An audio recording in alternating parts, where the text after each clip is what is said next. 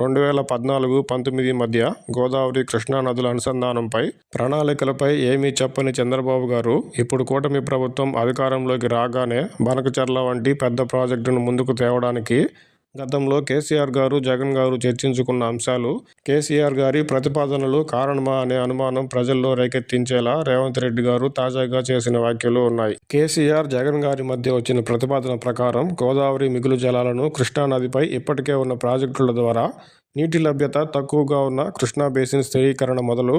తెలంగాణ రాష్ట్రాల్లోని కృష్ణా బేసిన్ జిల్లాలతో పాటు రాయలసీమకు నీటిని మళ్లించడం, తద్వారా రెండు రాష్ట్రాలు లబ్ధి పొందే విధంగా ఉన్నట్టు రేవంత్ రెడ్డి గారి మాటల్లోనే అర్థమవుతుంది. అయితే ప్రస్తుతం చంద్రబాబు గారు ప్రతిపాదిస్తున్న బనకచెర్ల ప్రాజెక్టు పూర్తిగా ఆంధ్రప్రదేశ్కు మాత్రమే మిగులు జలాలు అందేలా ఉండడంతో తెలంగాణకు ఏమాత్రం ప్రయోజనం లేకపోగా ఇప్పటికే గోదావరి జలాలపై తెలంగాణలో పెండింగ్లో ఉన్న ప్రాజెక్టులకు కేటాయింపులకు ఇబ్బందులు వస్తాయని తెలంగాణ వాదనగా ఉంది.